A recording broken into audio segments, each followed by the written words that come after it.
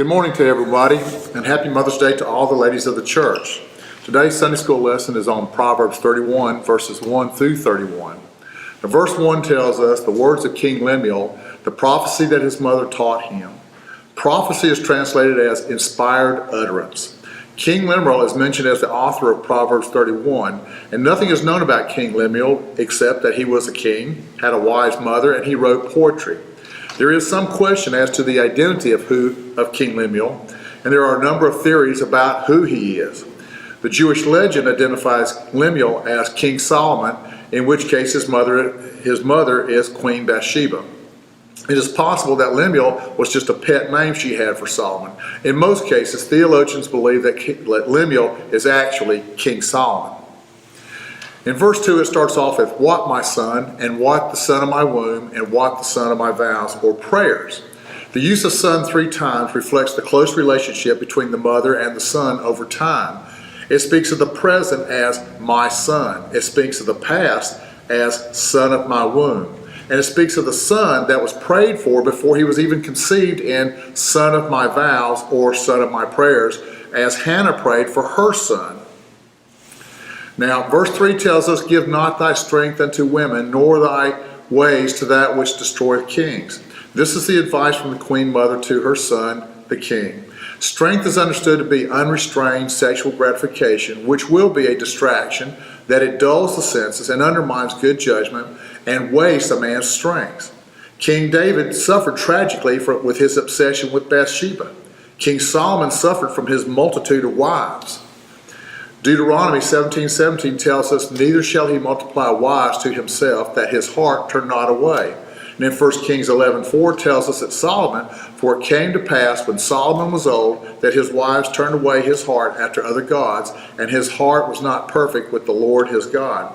Solomon died having over 1,000 wives and concubines of various ethnic groups and pagan religions, and they turned him away from Jehovah. Now, just as a reminder, again, this is the queen mother giving advice to her son, the king. Now, verse 4 and 5 tells us, "It is not for kings, O Lemuel, it is not for kings to drink wine, nor for princes to strong drink, lest they drink and forget the law and pervert the judgment of any of the afflicted." This is a warning that's repeated 3 times for emphasis and importance. These verses are a warning of the effects of intoxicating drinks. That excessive drinking will impact a person's reasoning, judgment, will loosen their convictions, and specifically in verse 5, it tells us that laws and obligations toward the poor and the needy may be ignored. Verses 6 and 7 say, "Give strong drink unto him that is ready to perish, and wine unto those that be of heavy hearts. Let him drink and forget his poverty, and remember his misery no more." This reads as a very sarcastic comment. And it may be that it was meant to be sarcastic to reinforce verses 4 and 5. However, the verses do state to provide strong drink to the poor, to lessen the pain or the burden of being poor, to distract them. Some suggest that the intent is actually related to a criminal on death row or someone in agonizing pain with a terminal injury or illness. But to provide strong drink to dull the pain, as Jesus was offered gall when he was on the cross in Matthew 27:34, which he refused. Now, there are a number of ways to interpret these verses, and they do seem to be said in a very sarcastic way. However, we should realize that alcohol, wine, strong drink, and in today's society, drugs do not solve problems and do a poor job at best to cover up problems. Drugs and alcohol are not a solution to the problem. Proverbs 20 verse 1 says, "Wine is a mocker, strong drink is raging, and whoever is deceived thereby is not wise." Now verses 8 and 9 says, "Open thy mouth for the dumb and the cause of all such as are appointed to destruction. Open thy mouth, judge righteously, and plead the cause of the poor and the needy." The NIV puts it this way, "Speak up for those who cannot speak for themselves, for the rights of all who are destitute. Speak up and judge fairly. Defend the rights of the poor and the needy." This is a cause that each of us should consider. There is something that we can do to help the poor and the destitute. We all realize there are those out there with their hands out who don't actually need help. They're just out there for whatever they can get. But there are people out there who do need our help. And this is what the verse is telling us, that we need to recognize these people and help them when and where we can. Now, verses 10 through 31 in the King James Study Bible is titled Portrait of a Virtuous Wife. The NIV puts it, the wife of noble character. And then the NLT will put it, a virtuous and capable wife. Now, verses 10 through 12 reflect a wife's value. Verses 13 through 27 describe her activities. And then verses 28 through 31 will praise her. These words and phrases used to describe the virtuous wife are only used one other place in the Bible, and that is for Lady Wisdom that we talked about a week or so back. The virtuous wife is the incarnation of wisdom in everyday life. The virtuous wife is the embodiment of the virtues that are proclaimed in the book of Proverbs. Many of the commentaries state that Ruth is the example of these virtues. Now, verse 10 through 12 tells us, who can find a virtuous woman? For her price is far above rubies. The heart of her husband does safely trust in her, so that he shall have no need of spoil. She will do him good and not evil all the days of her life. Who can find a virtuous woman implies that this woman is scarce and hard to find. Virtuous means a person of moral virtue, righteous, chaste.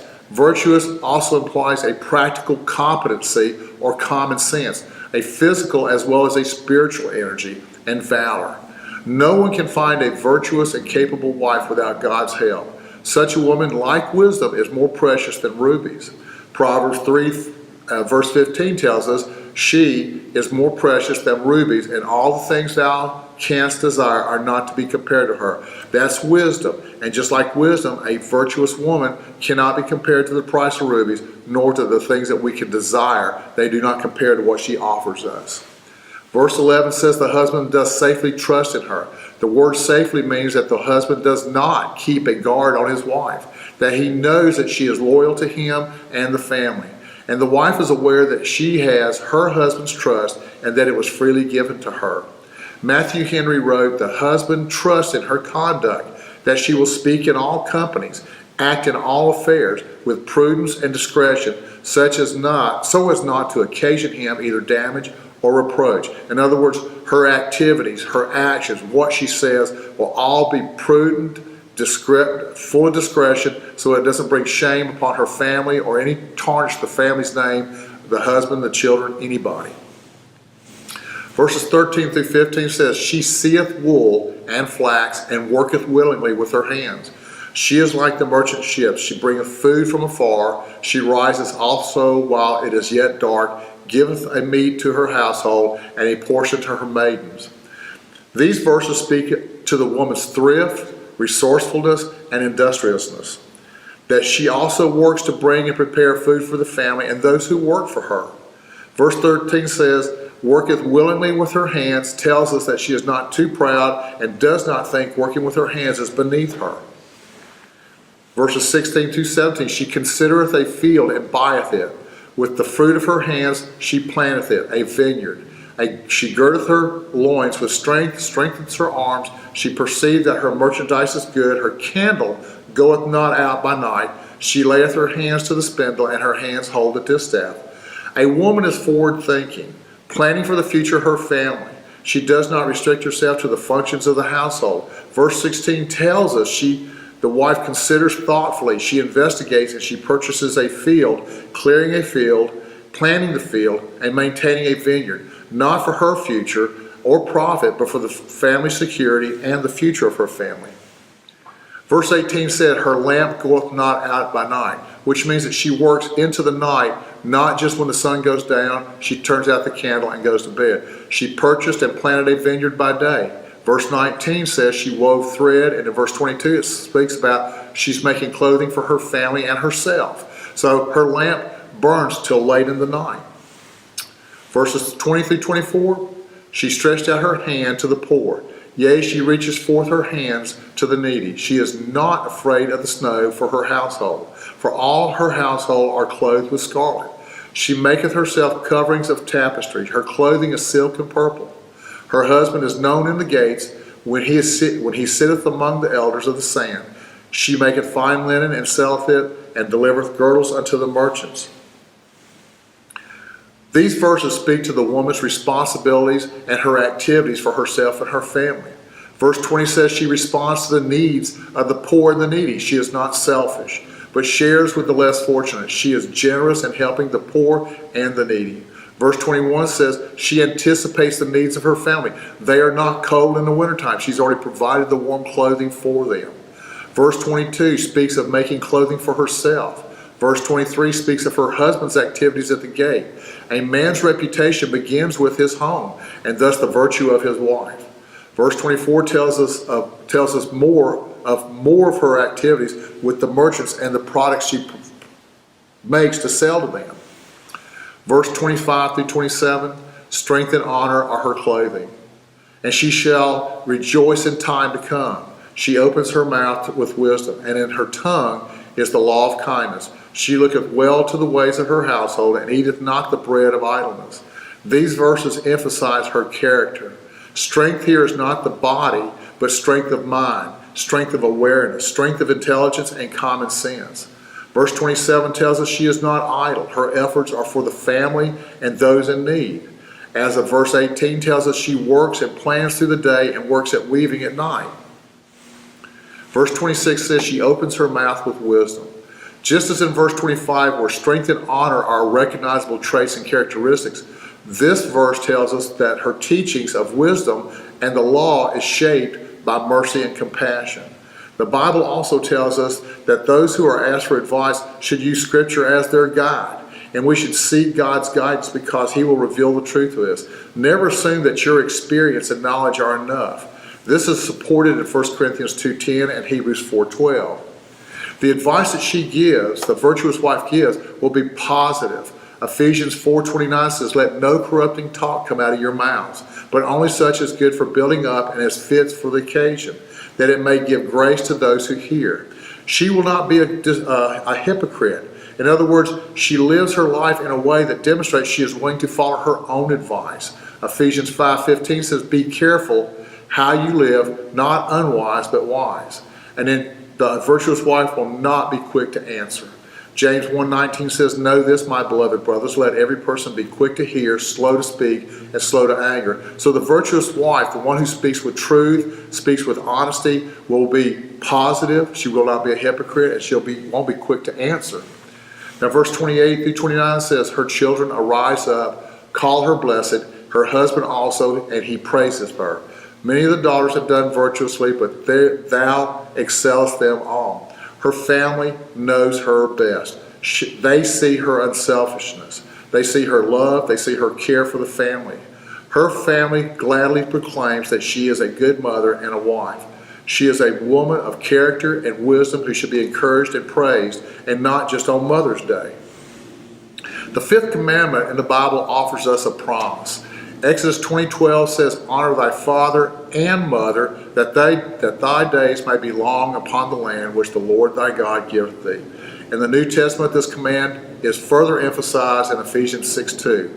"Honor your father and mother, so it may go well with you, and that you may enjoy long life on the earth."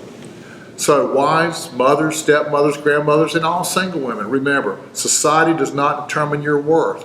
You were created for a purpose. Billy Graham wrote, "Jesus honored women and made them an important part of his ministry."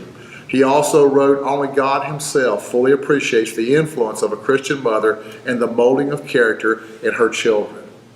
So I close with this poem for mothers. A mother who always cares, a mother who's always there, a mother who always prays, a mother who always stays.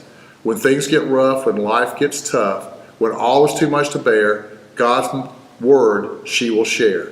God's light she shines, so blessed God made this mother of mine. Thank you and happy Mother's Day.